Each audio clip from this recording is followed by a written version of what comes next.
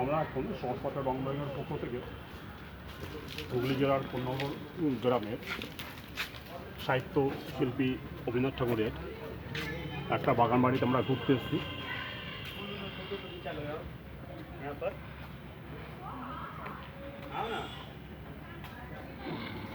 রবীন্দ্রনাথ ঠাকুরের ভাই, বড় ভাই এই অবিনাশ ঠাকুর, তা এই বিল্ডিংটি বর্তমানে এখন হেরিটেজ প্রপার্টি হিসাবে জ্ঞাত হয়েছে। পশ্চিমবঙ্গ সরকার এবং তার উদ্যোগে এটা হেরিটেজ বিল্ডিং।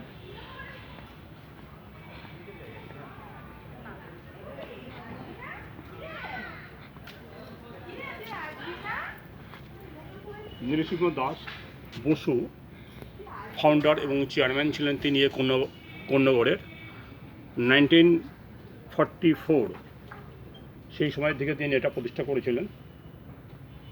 বর্তমানে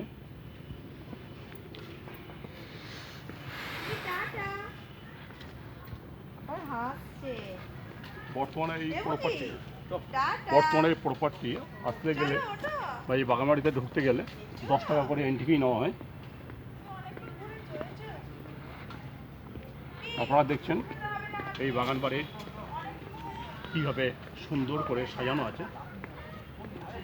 বাইরের খাওয়া দাওয়া এখানে নিষেধ, এই বাগানের মধ্যে বাইরের কোনো খাওয়া দাওয়া যাবে না, এরকম একটা নিষিদ্ধ কথা চালু আছে, অর্থাৎ না এখানকার নিয়মকানুন যারা বলেছেন। আপনার সামনে দেখছেন একটা হুগলির রিভার, যেটা হুগলি নদী।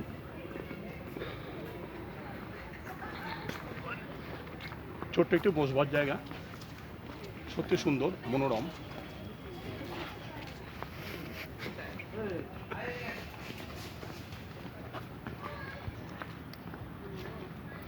সুন্দর করে সাজানো আছে।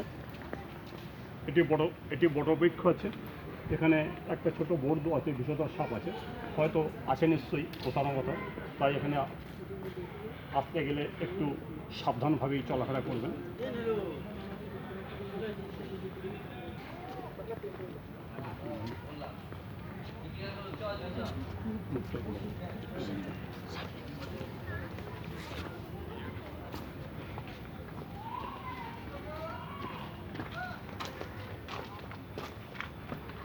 সাহিত্য সম্রাট শিল্পগুরু অবিনাশ ঠাকুরের আবক্ষ মূর্তি। তার জন্ম 1871 সাল, তিনি ইহলোক ত্যাগ করেছেন 1951 সালে।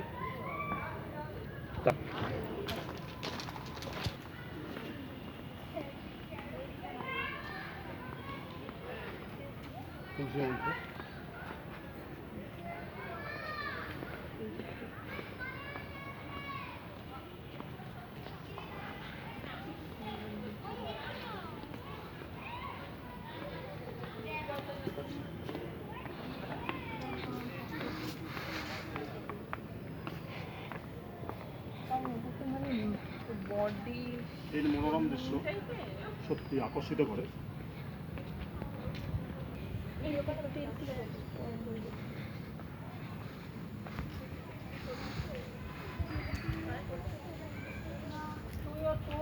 আমার তুলে দিও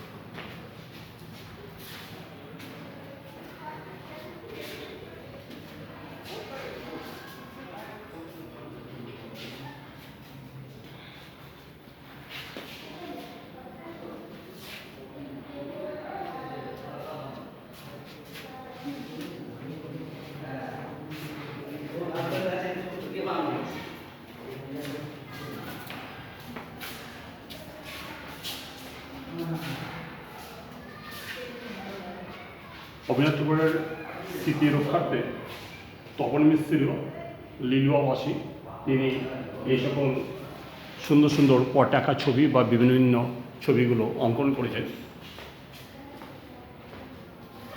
যা সত্যি মনোরম।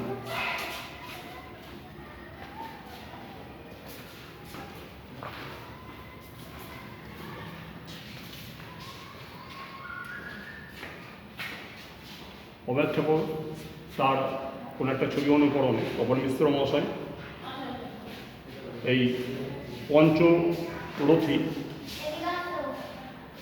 সেই ছবিটা অঙ্কন করেছেন।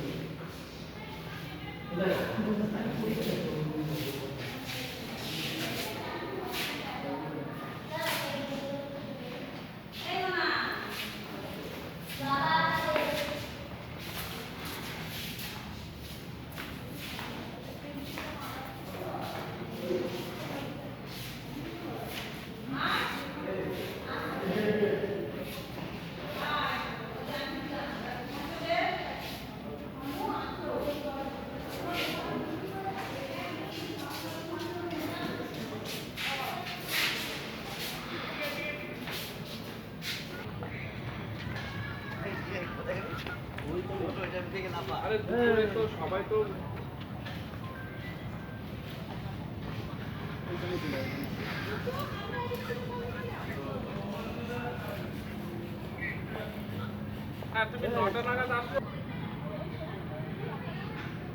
আমরা এই চিত্রকলাগুলো যেগুলো দেখলাম এটা হচ্ছে কোন্নগর পৌরসভার চেয়ারম্যানের উদ্যোগে আর কি 2003 সালে এটা তৈরি হয়েছিল।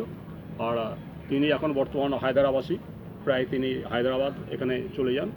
বর্তমানে তার বাড়ি কিন্তু লিলুয়ায়। তিনি মাঝে মধ্যে এখানে আসেন, এই সকল যে ছবিগুলো বা চিত্রকলাগুলো তিনি করেছিলেন সেইগুলো একটু ওখানে আবার নতুনভাবে রঙে রাঙিয়ে দিয়ে যান।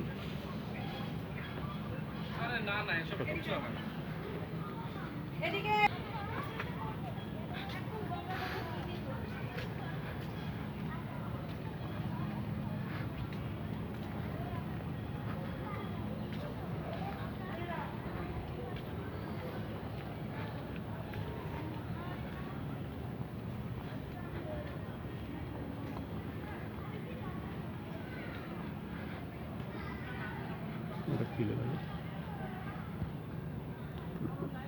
সবাই জানি না।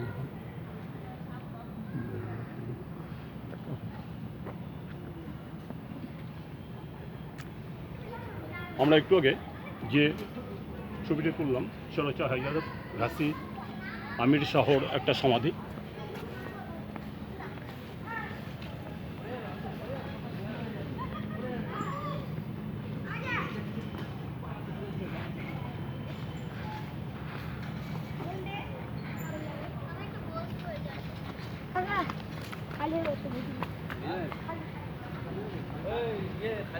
টেন্টের মধ্যে বাচ্চাদের একটা ছোট্ট খেলার উপযোগী ঘর।